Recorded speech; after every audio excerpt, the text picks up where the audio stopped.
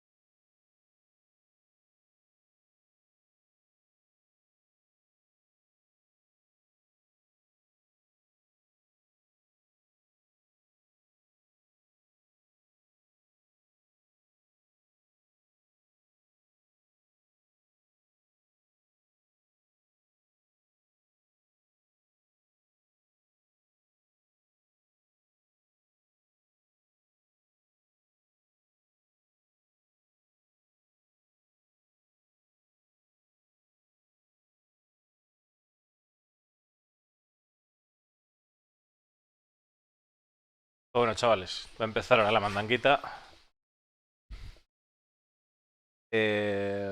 Buenas, Dani. Buenas, RV. No deja cambiar la resolución. Pues ahora mismo es una putada. No puedo hacer nada.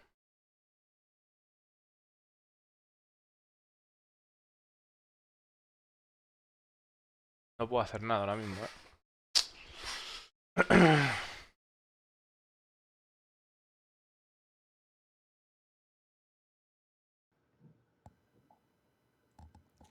Hi, everybody.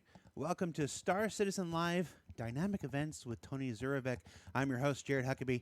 And if you've never seen Star Citizen Live before, it's where we take about an hour out of the end of our week and check in with developers, see what they're doing, talk about the things that they're working on. Sometimes we watch them make something live. Today, we have a gentleman who's probably no stranger to most Star Citizens, but we're going to take the time to introduce him anyway. Meet Tony Zurbak. Tony, how you doing, man? Hi, how's it going? Good. Tony Zurbak, Director of Persistent Universe. All right, so the director of Persistent Universe, we're just going to jump right into this. The last time we saw you was CitizenCon 2949 years, right? Sí. I checked in with our data solutions teams. We've gained over 500,000 citizens since then. So somebody watching right now has no idea who you are. Bueno, que alguien que está viendo, pues la última vez que lo vimos fue en la exposición del 2949, que fue cuando dijo lo del sistema Quantum y se volvió todo el mundo loco y le explotó a la gente la cabeza. Y entonces que nos explique quién es otra vez, ¿no? I have a lot of focus on what I'd say is like the simulation of the world, getting all the systemic elements operational, AI and mission architecture, back-end services that provide a lot of information to the game servers. Also, a lot of some of the occupational stuff we're working on. Some advanced bounty hunting, functionality. A lot of the interfaces, for everything from from shops to insurance to cargo loading. Just it's really a wide variety of things all over the map. The systemic services, like the day-to-day operation of the persistent life in the persistent universe, kind of thing. Yeah, I mean, there's multiple aspects of that. Historically, it's been a lot of focus on the persistent stuff that's now starting to shift over to a new group is basically going to take it and run with that.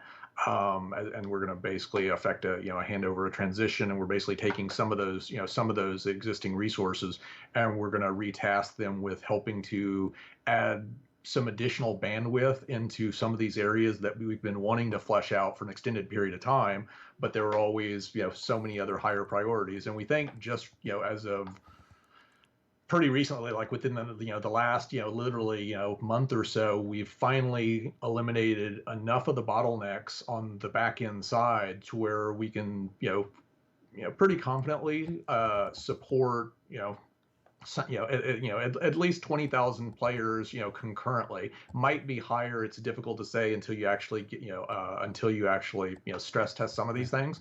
But we ran into some problems at the Fleet Week, the 2020 Fleet Week, and we took the lessons we learned there, and it was kind of unfortunate timing in that particular case because we knew that we weren't going to be able to support more dramatically more players than we Ahora os had in digo, the near term past when we launched that event, and we didn't really think that was going to be a problem because we had for the previous year we had it in our development schedule to deliver the final bits of iCache and to basically scale a number of the loadout service, the variable service, all to cache all the login credentials, all of this type of stuff that we're supposed to to alleviate, to mitigate a lot of these bottlenecks. And unfortunately, that last Fleet Week event proved to be so popular that we wound up during probably about twice the number of concurrent users that we actually expected. And so what that did is it caused us to reprioritize some things so that we could get select pieces of that of that functionality out sooner, and many of those things are now operational. And so while there's still definitely plenty more to do, we think that we've got a decent amount of headroom given where given where we think the community involvement is going to be for the next few quarters. And then longer term, we've obviously got some major initiatives still on the horizon. Like server meshing, which is where we're actually looking to distribute the workload across as many servers as is necessary. Bueno, está hablando un poquito de... Bueno, voy a intentar escuchar y traducir a la vez. Está hablando de lo que sería el tema de cómo han ido, pues, bueno, de lo que hace, lo que se dedica. En lo que se dedica realmente es es uno de los grandes jefazos que supervisa todo lo que es el trabajo que se hace en el PU, por lo tanto, trabajan en muchas disciplinas que se están haciendo, pues al momento. Pues ahora mismo está implicado en el Bounty Hunter o está implicado en la persistencia. Digamos que es una persona bastante polifacética en ese sentido. Y estaban hablando un poco de las soluciones que han implementado para lo que son los servicios de backend y la cantidad de gente que pueden soportar esos servicios, y que parece que se han hecho los suficientes cambios para poder soportar pues a la cantidad de gente que se espera que va a haber o que vaya a haber en los próximos trimestres, en las próximas entregas de parches, para que no pase lo que pasó en la Invictus, pero que todavía quedan cosas por hacer en el horizonte y bueno, preparar lo que sería el server meshing y más allá. Within the economic pipeline actually required that work be done. So if you're refueling, reloading, or repairing a ship, that doesn't actually increase the demand and thus the price for the associated commodities and components at refineries or shops. Similarly, the likelihood of running into a pirate on a given route doesn't waver regardless of whether a lot of unarmed cargo transports carrying valuable materials start traveling that path. So Quantum, which is the simulation that I showed off at the last CitizenCon, that's the primary method by which we're going to address this. And it simulates the effect of a vast amount of AI, and it then feeds those results to the game and then factors player actions back into the simulation. So you wind up with this very logical ebb and flow that you'd expect, and that creates a lot of temporary opportunities for people to exploit, and in general, it just makes the game feel far more interesting to play. So dynamic events are different. You can think of them you can think of them a bit as designer-driven short stories that can be layered on top of Quantum's systemic background, and they can be triggered manually or automatically when certain conditions are met. So if the system decides that war is broken out in an area. Está comentando un poco de la diferencia entre lo que son los eventos dinámicos y el sistema quantum, ¿no? Que el sistema quantum sabemos que es una simulación en la cual pues los jugadores introducen datos o también, o sea, mediante las acciones de los jugadores, esas acciones pues son introducidas a la simulación y a su vez también todos los NPCs hace que se activen pues eventos de cara a lo que es la experiencia del jugador y el jugador puede aprovechar esos eventos o aprovechar esas oportunidades de esos eventos haciendo lo que es el juego mucho más interesante. Por un lado sería el sistema quantum y por otro lado serían los eventos dinámicos. Los eventos dinámicos se podría considerar que es algo que son pequeñas historias desarrolladas por los desarrolladores o eventos determinados que son desarrollados por los desarrolladores que estarían por encima de lo que sería el sistema quantum y que pueden activarse de forma manual o que se activen de forma automática si se reúnen una serie de condiciones.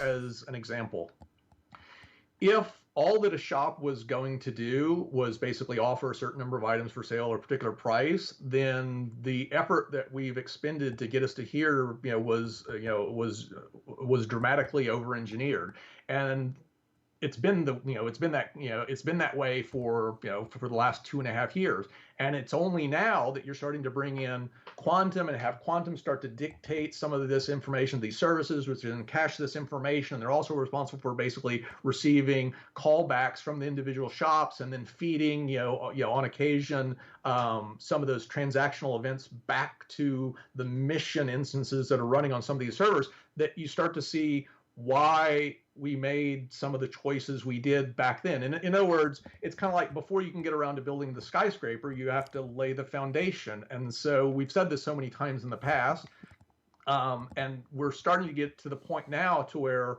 we're starting to exploit, some of these underlying pieces. I mean, Quantum's another perfect example in that regard, in that we have these so-called probability volumes that dictate what sort of stuff you can encounter in a given area of space.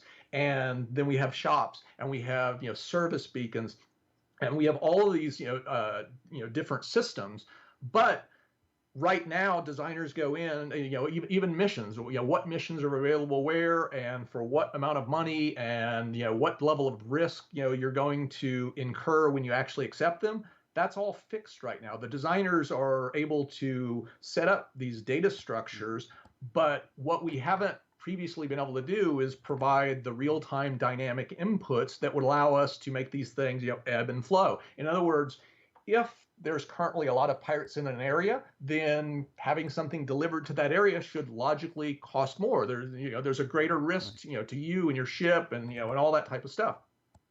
But designers haven't had the tools to be able to automatically feed that type of real-time information into these mission archetypes that they're setting up. And we're just now getting across a wide range of areas into doing some of that. And so there is an update that I'll be giving within roughly the next few months, that will basically explain what we've been working on insofar as not just quantum, but also some related back-end technologies to help generate this this algorithmic, this systemically derived information, and then feed it into the game. And in a few cases, we've actually we'll actually be able to demonstrate real actual working examples as opposed to just being theory. I always hate to do too many repeat.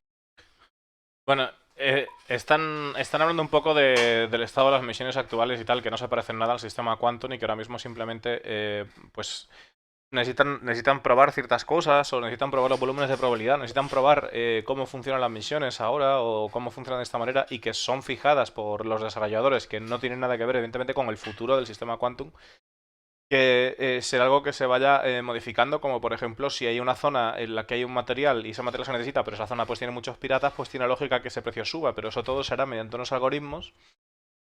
Y bueno, pues dice que espera que dentro de unos pocos meses nos puedan explicar un poco más sobre lo que han estado trabajando, no solo en el sistema Quantum, sino también en los servicios de backend, que permite, o sea, un sistema de backend, ¿no? Que va a permitir, una característica de backend que va a permitir precisamente alimentar con esos algoritmos a lo que sería bueno, pues el universo, ¿no? El juego.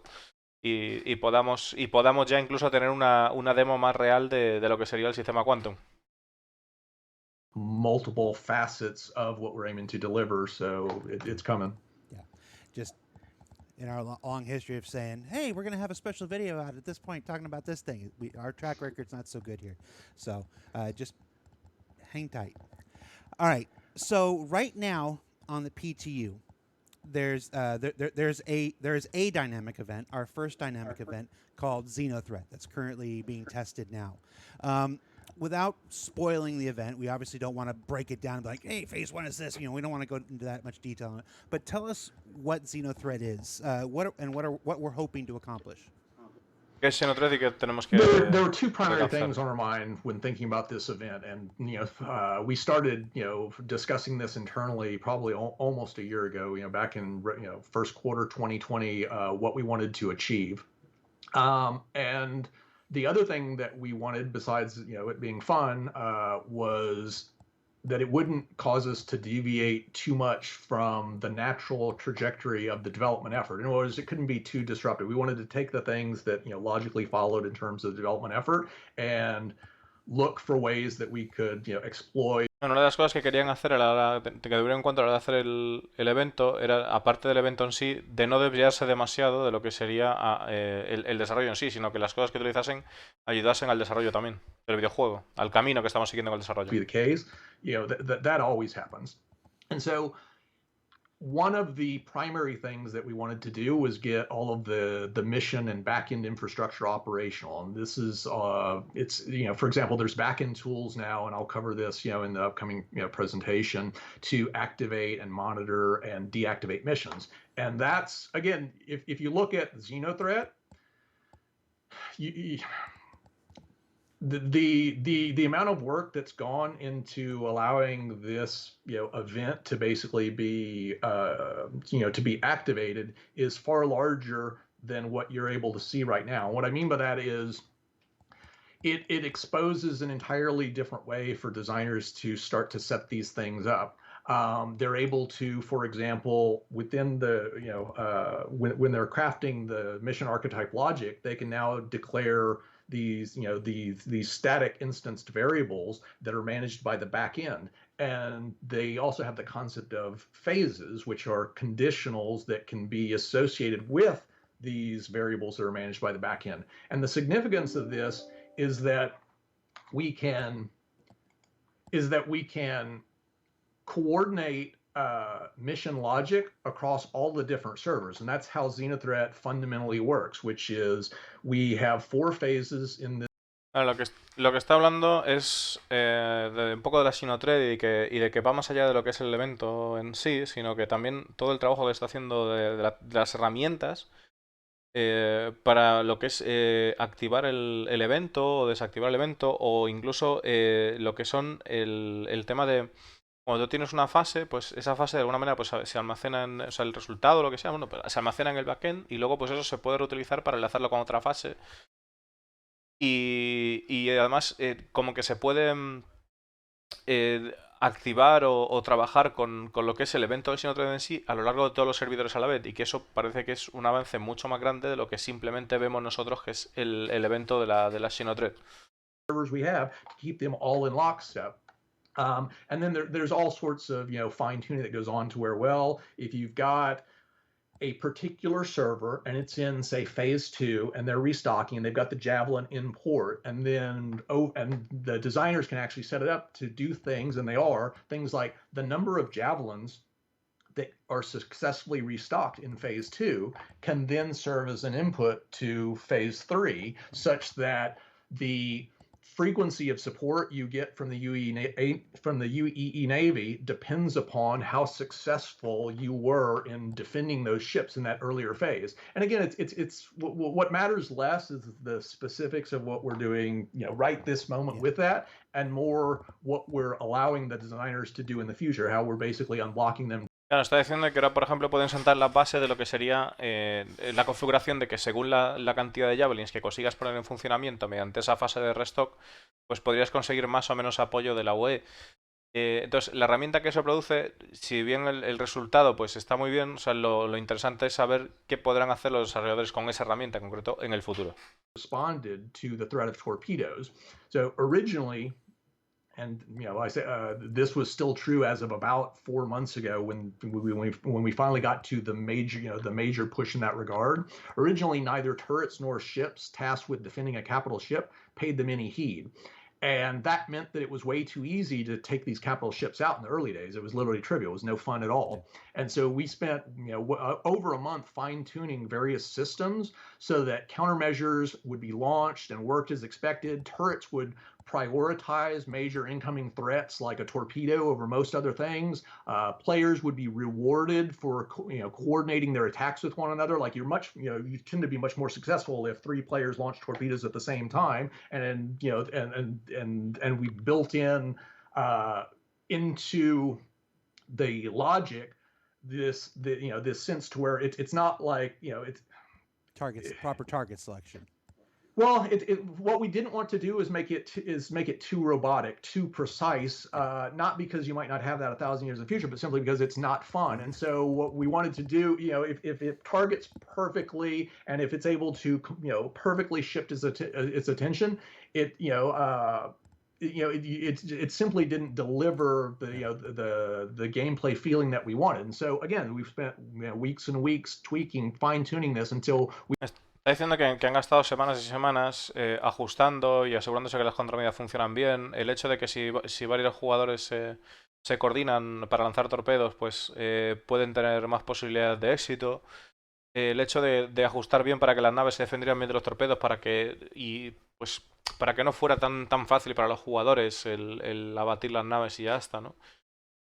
And one other thing that we noticed was that the turret targeting couldn't be so Boolean. It couldn't focus 100% of its attention on an attacker that was only slightly more attractive than another player, because again, it looked artificial, and most importantly, it just wasn't very fun for the other players. We were getting internal reports of you have 8 turrets active on a ship, and you've got 16 players, and that when it was so Boolean, meant that at least half of the players were not having any of that firepower focused on them even for an instant, and so they felt relatively bored in terms of the danger presented to them. You want to be shot at if you're attacking, if you're jumping in the battle. Claro, está diciendo de que una de las cosas que tienen que tener en cuenta a la hora de priorizar los objetivos de las naves es que pues la nave no solo dispara, o sea, la javelin no solo dispara un objetivo, ¿no? Porque si no el resto de jugadores pues no iban a poder, o sea, que si sufrían fuego enemigo o fuego, ¿no? Si estaban bajo fuego, pues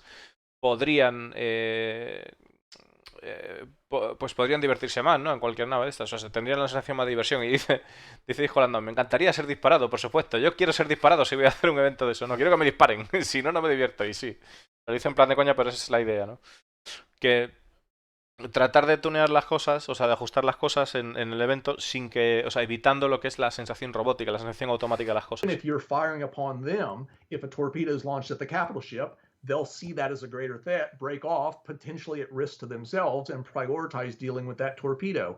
And so there's a multitude of these things that had to be worked through. And there's, of course, there's more we could do. There's more we will do. It's by no means, perfect, but it's light years. I mean, I hesitate to say it's light years beyond where we were, when this started, because some of this stuff hadn't even realistically gotten off the ground, and now it's actually in some of these select areas, it's actually quite mature. You mentioned a couple things.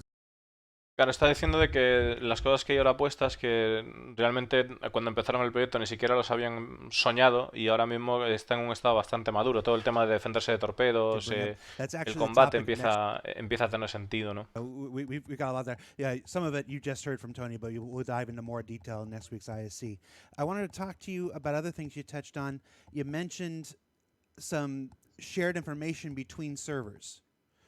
And that's something relatively new. Mencionaste That's información compartida entre servidores y this algo is nuevo, dice. literally the first demonstration of of this tech. There's more to come. Like another thing we're working on the back end side is like right now we have the ability to when the designers craft this mission logic, all of that logic previously, all the logic, all the data was basically stored on the server. So if you have 200 servers, you had 200 different instances. And so what you're now seeing is like the first example of us allowing the designers to split it into, it's kind of like a client server architecture, but for mission logic, to where they can dictate this logic runs on the individual server instance and it's got its own local variables and it can interface with variables and it can interface with functions that are also executed on the back end. And so what this allows us to do is, like I was saying earlier, it's like you can have an individual mission instance of this Xeno thread on a given server, and you can register that you did or did not successfully defend this javelin.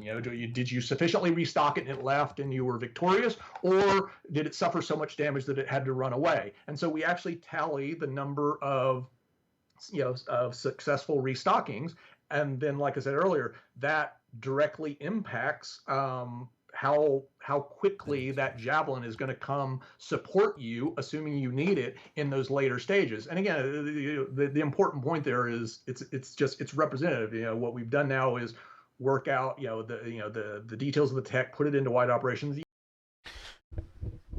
Lo que está comentando con respecto a compartir información entre servidores, que es algo nuevo, es el hecho de que ahora tienen la posibilidad de que, bueno, cuando implementa la lógica de la misión, o sea, cuando ponen la misión en el juego, pues lo tienen por cada sesión, podrían tener cada servidor. Pero ¿qué pasa? Que ahora hay ciertas partes que se ejecutan en lo que sería un servicio de backend. Esto lo que les permite es, si por ejemplo hacemos una parte de una misión y conseguimos o sea, yo qué sé, dar suministros, a X cantidad de suministros a una Javelin o con una determinada velocidad o pues ese resultado se va a guardar y se va a poder utilizar en el futuro en el servicio de backend, ¿no? Y ahí está la clave de eso, que entonces luego puede empezar otra fase y determinará cuán rápido es la velocidad de llegada de una Javelin o el apoyo que tendremos de la UE. Toda esa información se almacena no en el mismo servidor, sino en algo de fuera, ¿no? Pues imaginaros las posibilidades que tiene pues para el server mesh, ¿no? Por ejemplo, el poder pillar esa información para que otro servidor sepa en qué estado estaba la situación, ¿no? Y poder aplicarlo pues en otro sitio.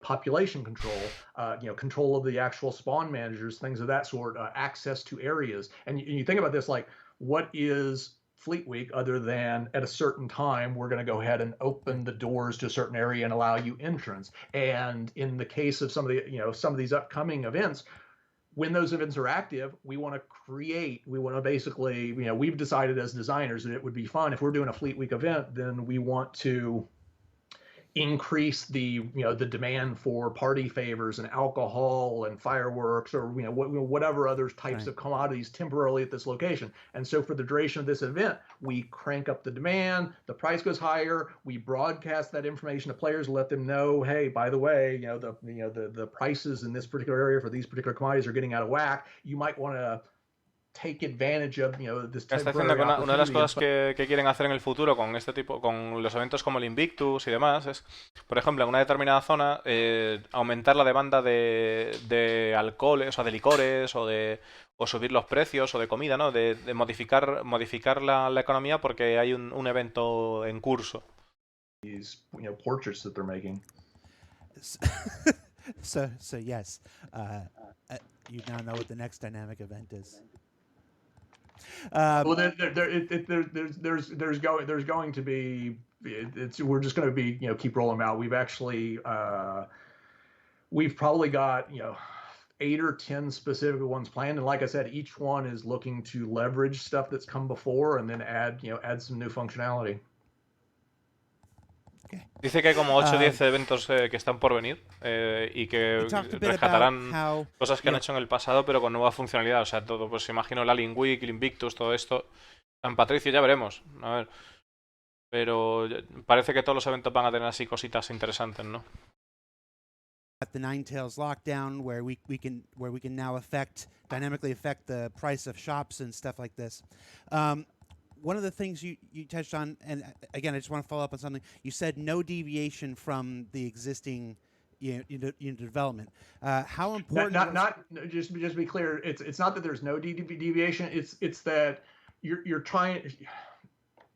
Basically, we have a long-term plan of things we want to get done, and it logically makes sense to do this before this other piece of tech, etc. And so you don't in general want to deviate too dramatically purely for the sake of an arbitrary event. In other words, if not for Xenothreat, we could have done something else that would also be interesting. Yeah. But it was time in the natural course of things. We needed to basically start getting the back end coordination of these events. We needed to get that operational. We needed to bring the capital ships online. The torpedo stuff is something that's been that's something that's been bothering us for a long time. So all of those things. Now, some of those bits of tech, when we started last year, they weren't going to be addressed for another 6 months, and so we did reprioritize some things. So what I was saying earlier. Cuando está hablando de desviarse del desarrollo para hacer la Xenothread, el evento de la Xenothread, no se refiere a una desviación tal cual, sino que se refiere al hecho de haber cambiado las prioridades,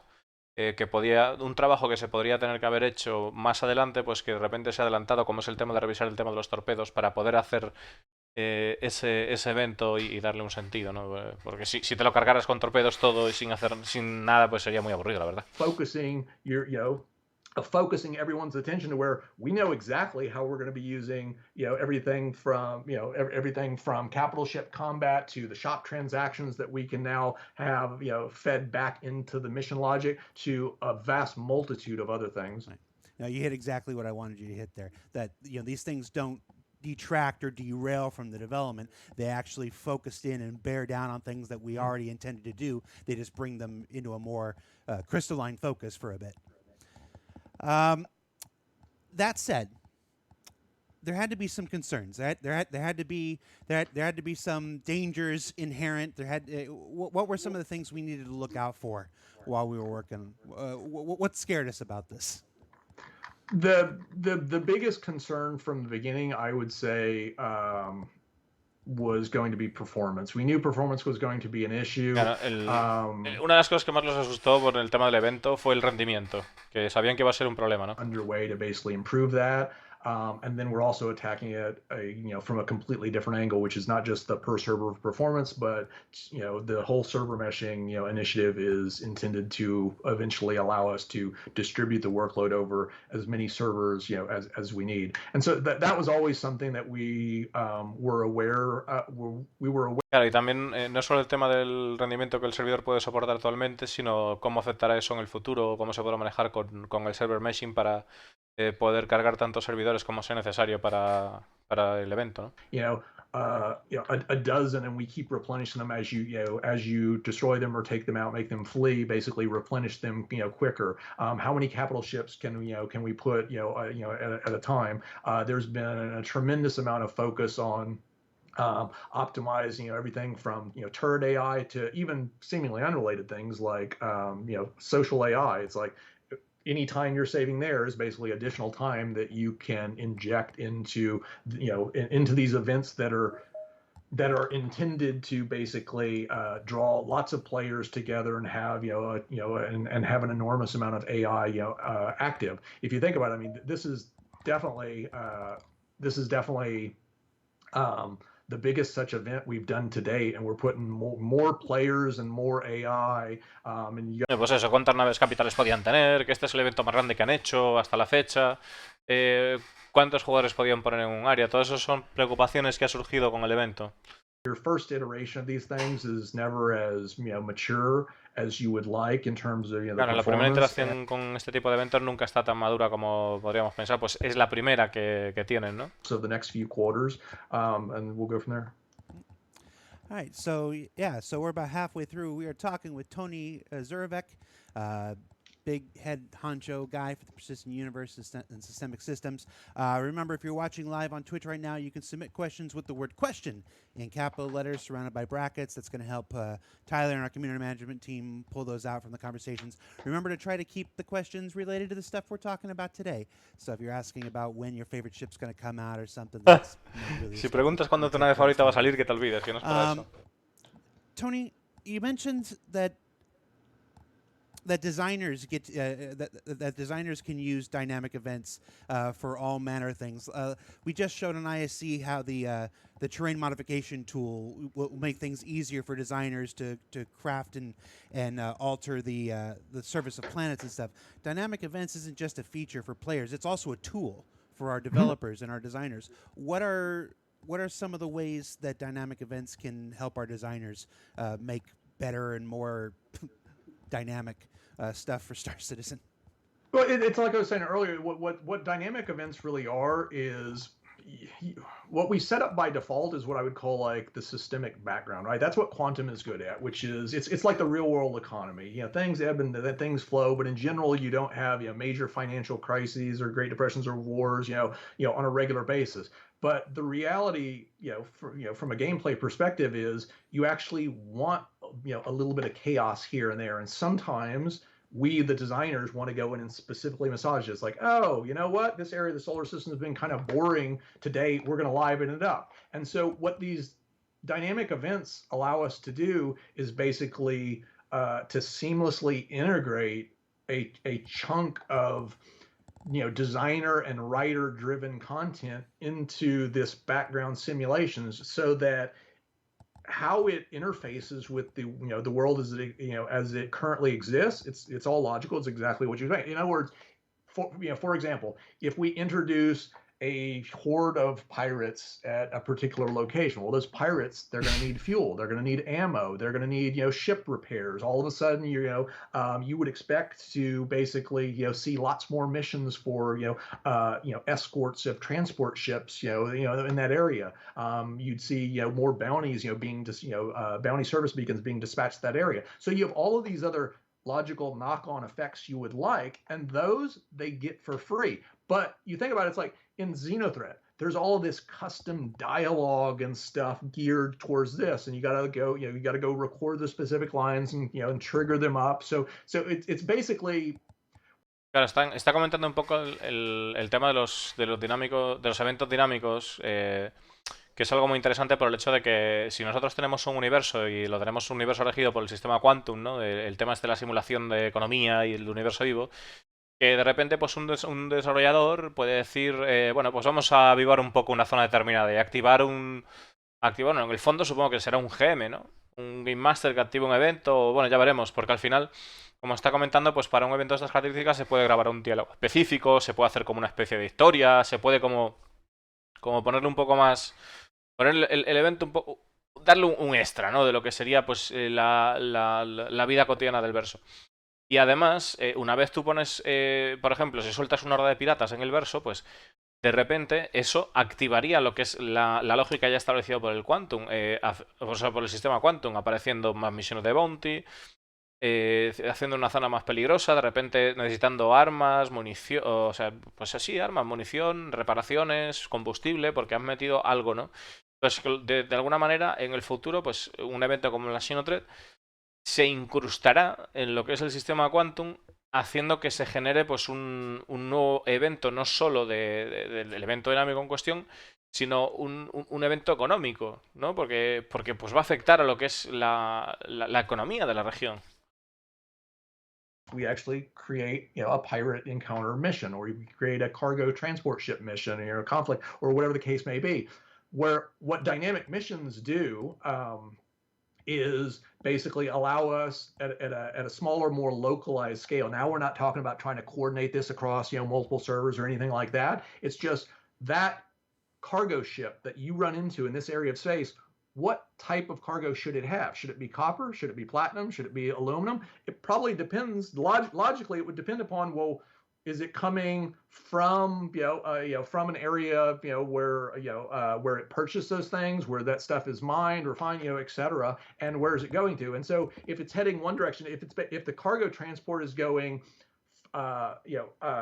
from the refinery to the factory, then you would expect that it's going to be loaded with goods that the refinery produces. And if the cargo ship is headed towards the refinery, then it then it likely has raw ore that needs to be processed, etc. And so the point being, designers don't need to, with the dynamic mission system, they don't need to fill in things like, hey, for this cargo transport mission, What kind of cargo, does it have? Should it be beat up or should it be in pristine condition? Should it have fighter escorts or should it just be traveling solo?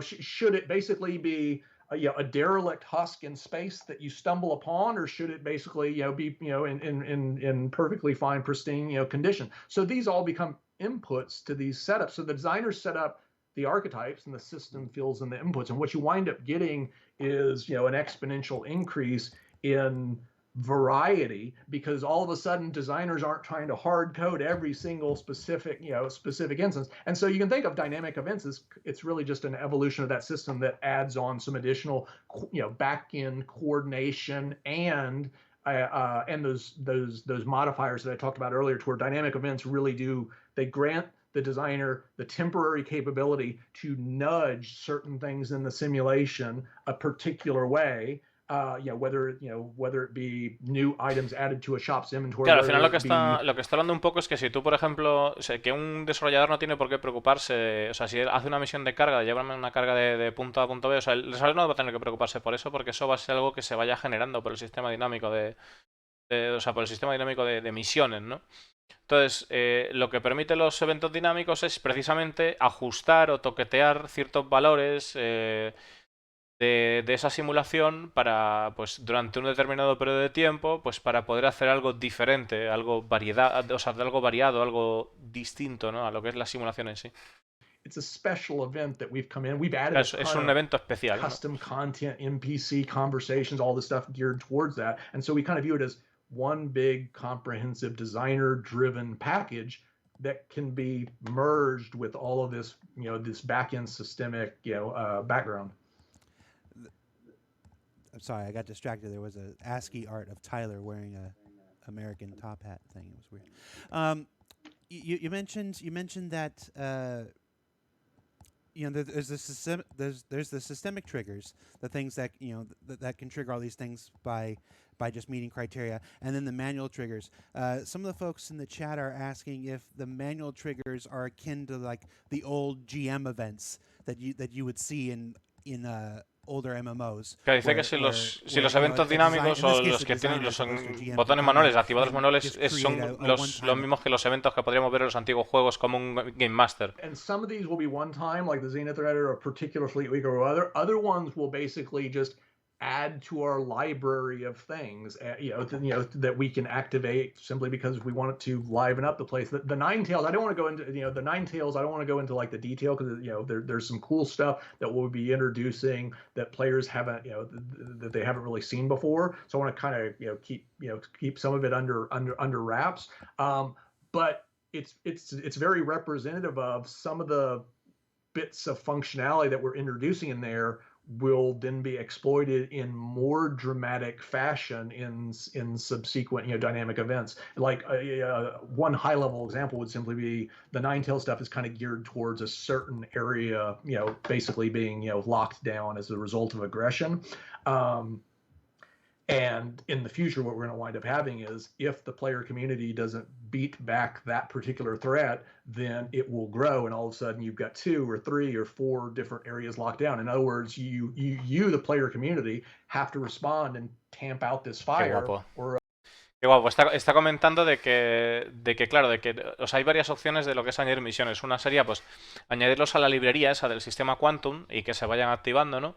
Y otra, pues, hacer cosas concretas, pero hay cosas que, por ejemplo, que están pensando, que dice que sobre los Ninetales, que no nos quiere hablar mucho, aunque nos ha soltado algo de prenda, que por lo visto va a consistir en una misión, por ejemplo, si hay una agresión en una zona, digamos una actividad pirata de los Ninetales, pues esa zona puede estar cerrada, puede digamos, estar cerrada, no, o sea, estar clausurada, por así decirlo, en plan de rollo vida comercial o vida en general, puede estar clausurada. Y si los jugadores el día de mañana, pues, no se juntan para tratar de controlar esa amenaza o atacar esa amenaza, pues esa amenaza puede que se vaya expandiendo, ¿no? Y eso, pues, ahí está el tema de lo que es los eventos dinámicos del verso y todo el sistema Quantum, y de cómo pueden para el futuro evolucionar las cosas, ¿no? Limited events that occur in Star Citizen's history, and when they're done, they never return ever again. Or we can do ones that are recurring, or we can do ones that build upon each one, where it's like this is a one-time thing, but it leads into another event X number of months later, leads into another event X number of months later, and that's how we start adding a persistent and long-form storyline. No, no es zona restringida, Reggae. Es más como una zona que no funciona como tiene que funcionar. Yo creo más bien va por ahí, que no. Imagínate, pues, que Hearthstone está bajo el ataque pirata, pues deja de funcionar el CBD, deja de funcionar las tiendas bien. O sea, lo que le pasa a Greenhex.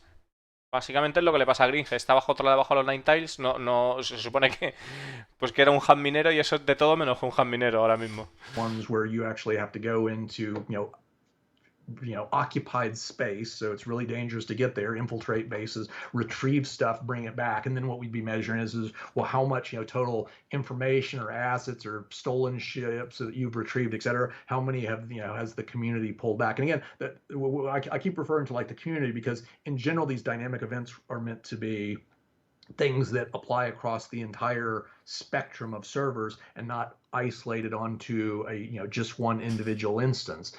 If you're talking about just an individual server instance, then you're really talking more of like I was saying earlier with like the dynamic missions, to where if it's all on one server, then you don't need all this back end coordination and variable maintenance and phases and all that. You can literally just run it with your normal subsumption mission logic. Just looking at some of the questions from the live chat here. Some of these we've touched on, but we'll go ahead and ask them just for clarity's sake. As far as the size of dynamic events, are they limited in scope until Quanta is fully on board and up and running, or will they always just be some of them smaller, some of them massive? Is there a scale you have in mind? But it's actually exactly it's both. It's like some of them will be really large, like Xenothreat, and it puts the whole solar system theoretically under threat. Others will be los eventos, sí habrá eventos más pequeños, eventos más grandes. Se dice pues que habrá algunos eventos que sean como la Xenothreat, que pondrán a todo el sistema solar a trabajar, y otros que sean más pequeños, que habrá variedad. And the shops that have been cut off from the world and aren't able to get the supplies that they need, and therefore they're all calling out for help, and the price is going through the roof, what they'd pay to get medical supplies and all this other stuff, then you can largely ignore it. And so the idea is, again, it's like we're building a library, and we'll have big invasion, fleet invasions of a solar system, smaller things, which is just a particular pirate gang assaulting a particular landing zone. We'll have infiltration stuff. It's really, again, it's like you're aiming to get the tools to allow the designers to basically express solutions to all of these dramatically different scenarios. Now, we've mentioned quantum and quanta whatnot several times during the show. For folks who have been watching, I'm looking at the chat here, that don't know what we're talking about, there is a nice hour-long about presentation available on our YouTube page from CitizenCon 2949, where Tony introduced the entire concept of quanta. We don't want to waste our remaining minutes here just regurgitating what's already been shared. That said, it has been more than a year since we've heard about it, since we've heard from you. I know we have that presentation coming in the next X number of months. Without spoiling that, can you give us a bit of an update on how things have been progressing, whether you're happy with where we're at right now? Yeah, it's come a long way. All the the TypeScript logic has been redone in C# for the AI, which basically resulted in somewhere in the range of 3 order of magnitude increase. So we can basically easily simulate several million quanta, and we can do that at multiples of normal speed. And that's important because we need to be able to tweak certain levers, let the simulation run for an hour, and then see how stuff kind of balanced out and what kind of limits we hit on certain things. Did prices ever get too out of whack here? Was did the offering price for a particular mission ever get completely ridiculous given these parameters that we'd set up? There's been we're in the final stages now of starting to connect quantum to some of the back-end services so that they're actually feeding data from the simulation to the services. The services have long been feeding that information then to the actual game servers, and then basically receiving it back. Like one of the most recent examples here is just and it's kind of related to the dynamic event shop modifier stuff, which is the potential to add items, add new items to a particular shop. So right now that inventory has always historically been fixed. And so now with the modifier, since we can add something, it's the same thing you'll see in Quantum, which is shops may occasionally change some of their inventory items, and so it turns out that there's a little bit of work we need to do on the game server in order to support that. Están hablando sobre el sistema Quantum del estado de que están empezando a trabajar con los servidores de backend. Al final, bueno, para los que es el sistema Quantum, hacer la simulación de vida del universo, ¿no? Pues en principio no es necesario el server mesh, sino con el iCache sería suficiente. Entonces, claro, si consiguen a través de lo que es los servicios de backend y tal, pasar esa información a los servidores y de esa manera, pues, cuando nosotros vayamos a vender algo a X puesto o comprar algo a X puesto, estaríamos comprándolo y vendiéndolo a nivel todas las sesiones que hay activas, porque eso sería información que esté comunicada, ¿no? Pero están yendo para ese camino. Están yendo para ese camino. O que incluso tengan la habilidad, la posibilidad de poder modificar los objetos de una tienda. O sea, el inventario de una tienda, ¿no? Que tengan capacidad de modificar eso. Free. And so a lot of those kind of things are being wrapped up. We spent relatively recently a good bit of time getting Quantum, the service, to actually ship, to basically be built and shipped with the game. So we're not currently exploiting it, but it's there right alongside, a litany of all these other services. So that piece, which was a significant effort, is now in and done. And basically, what that means is we've got the basic elements of plumbing to get all this information, going back and forth. And what we're focused on right now is actually, is realizing some of that stuff. Star Citizen, we've got the plumbing.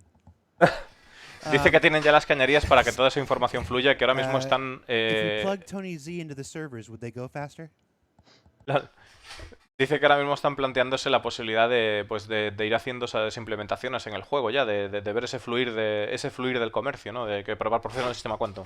Some of the dynamic events allow us to choose sides. If we're more into the outlaw phase, Xenothreat has everybody on one side. Algunos de los eventos dinámicos nos permitirán escoger bandos. You're encouraged to be on one side, and yet plenty of players are electing to basically, they're not able to ally, with the Xenothreat, but they're certainly not being, friends to the local security forces. So yes, we've actually got, some of that stuff, like in the Nine Tails lockdown, we're starting to play with some of those concepts to where you can basically work on the side of the guys helping to keep it locked down, or you can basically work on the side of the guys. Dice que ahora mismo no te puedes aliar con la Xenothreat, pero que bueno, que puedes dar por culo igual, ¿no? Pero que no, dicho de otra manera. To officially plug in with the other side in Xenothreat isn't indicative of some future design direction. It's just that's not what this one was. Not at all. In fact, it's actually quite the opposite, because as is always the case with Star Citizen, and you see this with so many things that we did with Xenothreat, right? Like with Xenothreat, we kind of started out with, okay, we're gonna have we're gonna have capital ships. So any player with bombers, they're set. And then the concern was, wait, a lot of players don't have bombers. How are they going to contribute? What if I've got a Hornet? And so we introduced the concept of, great, we'll have a lot of support, light fighters supporting these ships, and you can win. You can basically make the Idris, retreat, and therefore win that battle simply by taking out all those light fighters. And so all of a sudden now it's like, regardless of which, whether you've got the heavy bomber, whether you've got the light fighter, you can contribute. But that still left the problem of, well, what if I'm not the kind of player that wants to do tons and tons of endless ship combat? What do I get to do in this Xenothreat thing? And that's where that's where we started thinking, hey, let's have this whole salvage aspect where the javelins come in, you're basically restocking them. So now someone's got to go out and basically get the materials. And of course we got to have a little bit of FPS. Están hablando un poco de... Está todo motivado hablando de lo que es la Xenothreat y las variedades que ofrece. Que si no tienes un area de Elator, no necesariamente tienes por qué... O sea, no pintar nada de la batalla. O sea, puedes pintar la batalla yendo con tu caza y yendo a cargarte a las naves de apoyo, incluso provocando que la nave se retire. Si no quieres estar en combate, también puedes ir a hacer la opción de cargar cajas. Incluso también puedes hacer algo de combate FPS a bordo de las naves.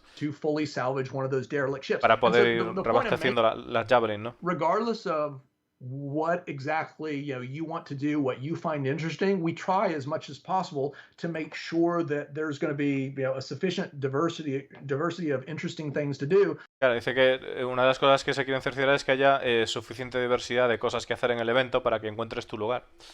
To be able to play the part of the bad guy. Some other players will want to play the part of the good guy, and some players like if you think about without going into too much detail on the Nine Tails lockdown, when you're actually trying to deliver those supplies, are you trying to simply to take out all of the pirates in that area, basically remove the threat, or are you basically just trying to transport goods in and basically take advantage of the sky high prices that are temporarily being paid because no one else can get through that blockade? And then if you're one of those guys trying to transport those goods through, all of a sudden there's a real need for you to hire via service beacon, hire other people to protect you. And so you've got escort potential. You got you can basically be the guys helping to lock it down. You can be the guy helping to eliminate, the threat. There's many different ways to come at at this particular situation, depending upon what interests you. And that is ultimately, where we're trying to go all across the game.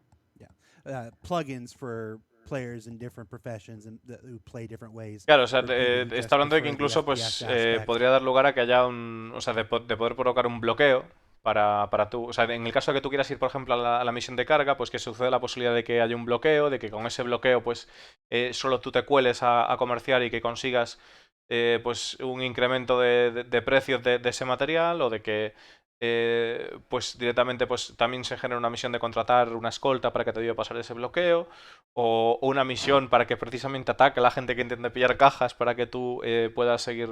O sea, que las posibilidades son infinitas, ¿no? Bueno, infinitas, son amplias en ese sentido, y que da muchas posibilidades lo que es un evento así, ¿no?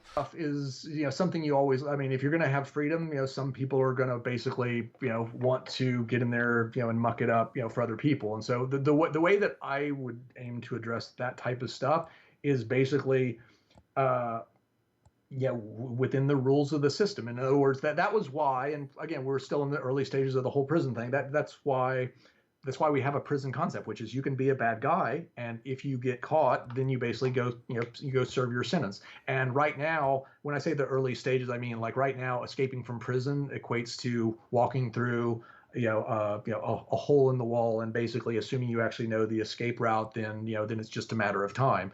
And that's another thing that we've got a few quarters out, is to basically do a major revision to make the entire process of escaping prison is going to be a challenge in and of itself. And there's going to be multiple ways. It's like, are you talking about basically bribing guards? Are you talking about coordinating with other players? Are you talking about being the guy that's simply trying to avoid the cameras and do the whole time thing?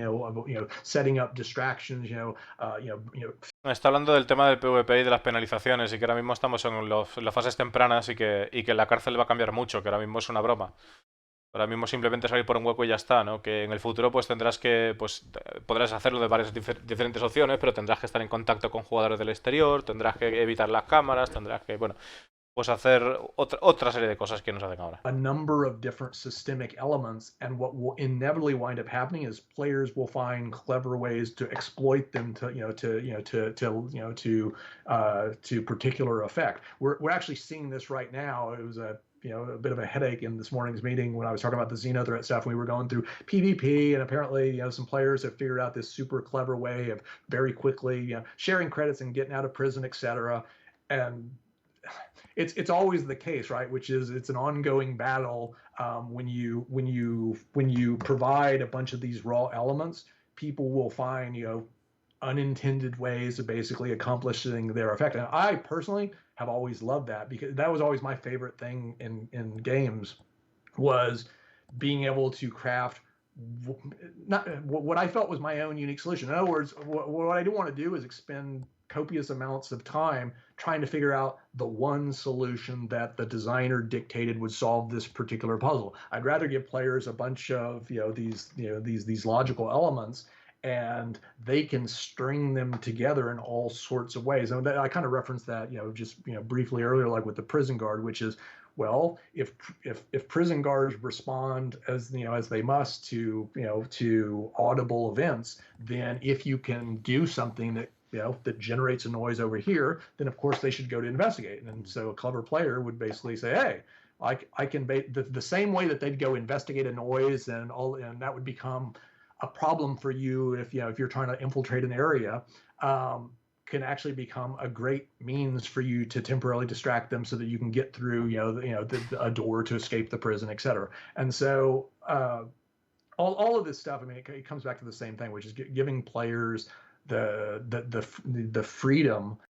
Está hablando de muchas cosas, ¿no? Pero bueno, sobre todo está hablando de lo que es darle la libertad a los jugadores o herramientas de, por ejemplo, si tú estás en una prisión, es decir, que a la hora de darles herramientas a los jugadores y que los jugadores desarrollen, digamos, con las diversas cosas del juego, pues que el día de mañana, pues dice que una de las cosas que le entretiene, ¿no?, es pensar cómo el diseñador habría pensado que con esas herramientas podría salir de un problema. En el caso de la cárcel, pues si tú, por ejemplo, haces un ruido, pues un NPC debería venir a mirar qué coño estás haciendo, ¿no? El guardia debería mirar a ver qué coño estás haciendo, pero al mismo tiempo esa misma herramienta se puede utilizar para distraer al tipo. O sea, que son cosas que tienen en la cabeza y que están pensando de hacer, evidentemente, en el futuro. Law system where we've got 40 different infractions, and some things are viewed as a minor little infraction. You basically pay a fine. Other things actually lock you into prison. And right now, like I said, it's fairly easy to escape prison. It won't be in the future. That will actually become a much more significant challenge.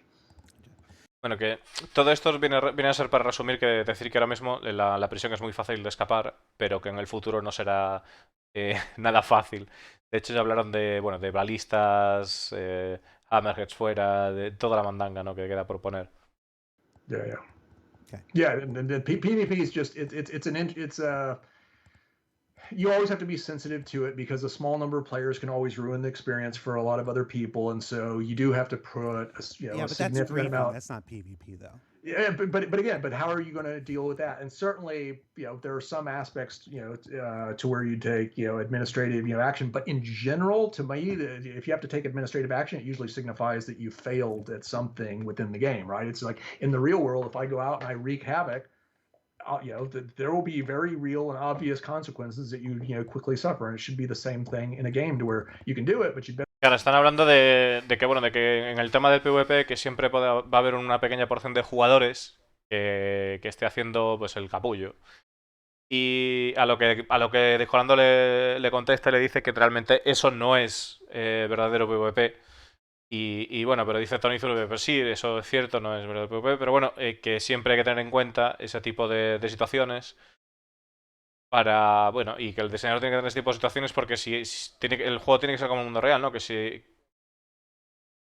Un segundo. Back and watch that thing, since we will be doing a relatively comprehensive update. It won't be as singularly focused on that because there's several other areas that I want to cover in at least brief fashion. Virtual AI and and a number of other things. So it's probably, like I said, a few months out, give or take. And we're hoping to be able to show some concrete examples of how some of this, some of this technology is actually now integrated into the game. Awesome. Well, thank you so much, Tony. If the folks in the chat had their way, you do this once a month, every month for the rest of your life. But I understand that you actually have a job. Ironically, if we did that, then there'd be less to discuss. You wouldn't get as much done. So. There would, and you wouldn't. So yeah. So thank you so much. I'll let you get back to work. Everybody watching, thank you so much for tuning in. This has been Star Citizen Live, Dynamic Events with Tony Zurbak. I'm Jared Huckabee.